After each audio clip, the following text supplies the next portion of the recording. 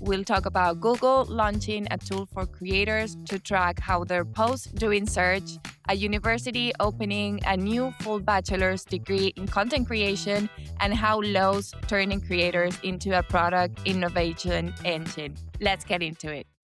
Welcome back to The Big Three, the podcast where we unpack the biggest stories and insights shaping influencer marketing and the creator economy. Ni, welcome. It's nice to see you again. Good to see you again, Ceci. Good to be back. I know we're recording this a little bit later than we usually do, but it's always good to kind of look back at the last 30 days because a lot has happened. A lot has happened A in the lot last has 30 happened. days. So. For sure. Yes.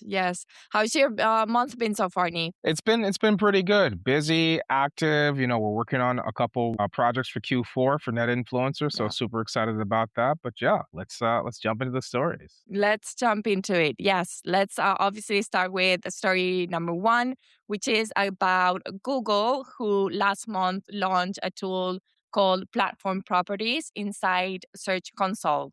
So this new tool lets creators see how their posts do in Google search and discover no website needed. So now creators who live on social can see which searches are sending people to their posts, their top content, and even little, milestones, like, for example, when they hit a new level of clicks from search. This is the third creator thing Google's shipped this year, Ni, after search profiles and partnership tools. So my question to you is, what do you think Google is actually building toward here? Yeah, I think Google is realizing that in the world of AI, just displaying text for answers isn't going to cut it. Like, why would I go to Google to search for, the best car wash shampoo soap? That's probably a bad example, but like, why would I go to Google when I can literally go to YouTube and find that same content, right? So Google understands that. They already own YouTube. They don't own TikTok or Instagram, but they know that consumers are looking for video content. And so by giving creators the ability to see what they're ranking for and what they're not ranking for, they're kind of nudging creators to say, hey, we have all this search demand. We don't want to get disintermediated by AI search. So create more content for queries that we're identifying there's demand for. So I think it's Google really understanding like, hey, we can't be just a search engine for text. We have to be a search engine for video. And that's a massive opportunity for creators. Yeah. Neil, let me follow up with a quick question. Obviously, this is data that creators never had access before. So do you think this actually gives them or their talent managers or their agencies more leverage when they go to negotiate with a brand? I think day one, maybe a little bit, right? So if I'm an auto creator or if I'm a cooking creator and I can show you, look, I already rank for these keywords, I already rank for these search terms, I'll have, an audience that's already interested in my content, that's going to be hopeful. But I think what we're going to see over time is that creators will then be proactive about where they're going to invest in content to try to rank for terms that have commercial value. So I think in the short term, it can kind of show a particular brand like what the creator ranks for. But I think it's an opportunity for creators to create actual franchises of content around certain areas. That's where there's going to be real opportunity for them to leverage this tool in unique and powerful ways. Yeah. Do you think that creators will actually use this tool day to day, or is just another nice to have thing? I think there are always going to be some creators who just focus on just the art of things, but for every creator that focuses on the art and communicating with an audience and their tribe, there are creators that are thinking about this from a very systematic, scientific route. And so you're going to have probably a small set of creators that are saying, okay, this is my opportunity to stand out.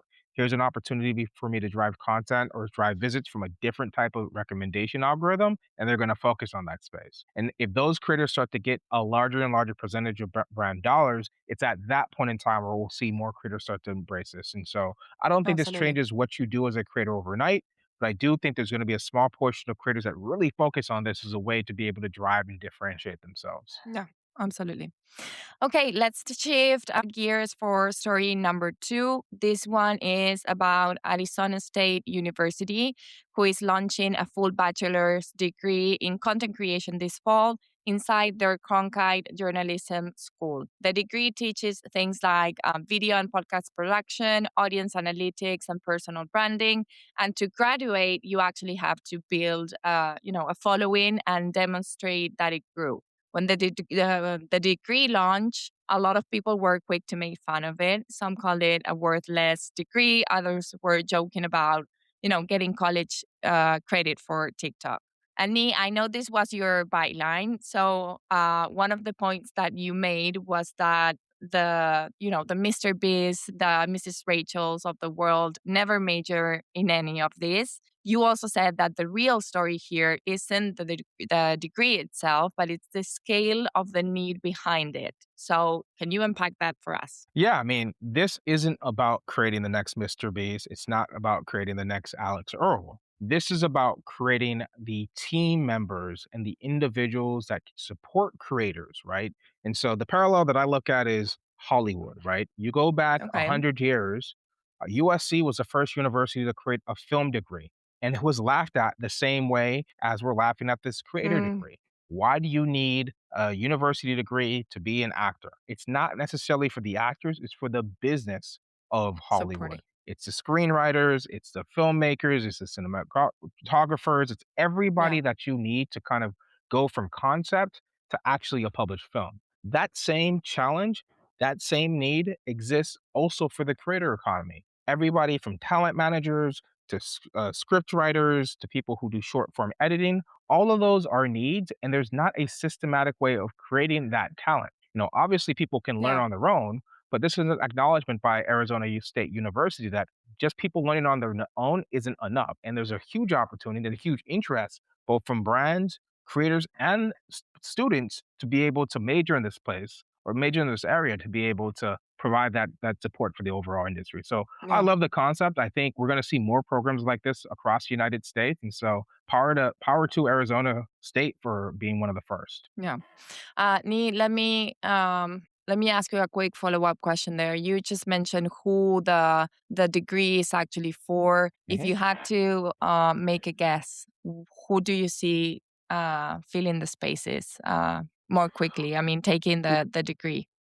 Yeah, I mean, I think that, we're at an interesting intersection because the economy is changing a lot. You have AI displacing a lot of jobs that people Yeah. thought were going to be around, right? Whether they're things like being a low level legal assistant or a staff accountant.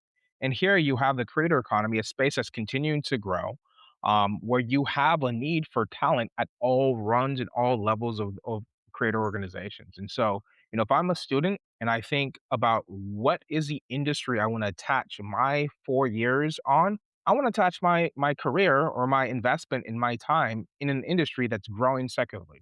And I think that's the opportunity Yeah. here. Any student that might be passionate about kind of creators or streaming or UGC, here's an opportunity to take that passion and transform it into actual marketable skills in an industry that's growing. Yeah, 100%. Nee, all right. Let's go into story number three, the last one of the day. This one is about Lowe's and their creator program called Lowe's Creator Into the Blue. This is a program where creators can, pitch product ideas straight to the company, and the best ideas actually get in front of the real teams like design, sourcing, merchandising, with a real shot of making it to the shelves. This is actually not a totally new program. They've been running a pitch program like this since 2022 for small and minority based businesses. Now they're opening it up to creator.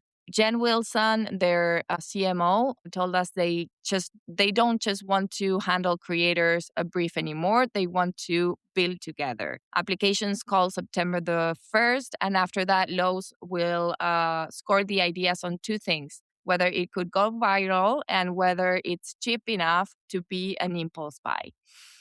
We've seen creators help make products before, but it's usually one on one brand partnership. I mean, one creator, one brand. Lowe's is running this with a huge network of 30,000 creators. So, what changes when co creation becomes a system at this scale? Yeah, I mean, I'm never going to be upset at a company trying something new. But when I read this Mm. story and I heard about this story, it felt more like a contest than a true commitment to Oh, creating okay. content or products with creators. And I could be wrong, but the litmus test for me is going to be with the products they select, how aggressively are they going to manufacture, produce, and market Mm, these products? I see. And so I'm waiting to see that because right now, when I hear 30,000 creators, there's a contest, we're going to judge the best. It feels like a sweepstakes kind of situation versus a true Yeah. commitment to say, hey, creators, you have some sort of insight into the industry that we don't have, and we want to work with you as a partner to manufacture and create ideas. And so I could be wrong, but I'm waiting to see if that's the case or not. Okay. If it's not the case, do you think that's something that other brands could replicate or copy, or does it only work at low size? No, I think it works. I mean, I think it can work at any level. And I think what's more likely is less on the scale, which again, 30,000, that's a lot of applicants and probably Yeah. not that many people you can go forward with. But there is value in having a creator native voice be in the room before a product gets created. Right. And so I think Okay. about what's happening with Jordan Howlett and Blenders, where he was promoted Yeah. as their chief creator officer. And he's going to be somebody in the room, in the executive sessions, helping to provide some insights to how product ideas or I love marketing that. ideas would resound or connect with the algorithm. That to me is interesting. Doing it at the scale of 30,000, again, I Yeah. think that remains to be seen if that's going to be a scalable, viable strategy for Lowe's, let alone companies outside of Lowe's. I understand. Absolutely. All right, Nate, that was my last question for you. And that was our last story for our audience. Is there anything else that you want to leave people with before we go? Any final comments? I mean, Q4 is right around the corner. We are anticipating that TikTok Shop and whatnot are going to be major factors. And Yeah. so, if you're a brand or you're a creator that's UGC, I would double click on taking a look at those two channels as places that you need to be because we are definitely anticipating a big Q4 across whatnot and TikTok Shop. So that I'm calling my Okay. shot. We'll talk more about that in November. Absolutely. Absolutely. Thanks for that, Nee. And for everyone else, that's our three for this month. Google getting into creator data, a real degree for content creation, and Lowe's letting creators build the products. We're back next month with the next three. Thank you so much for watching or listening, and we'll see you then. Talk soon. Bye, Thanks, everyone. everyone.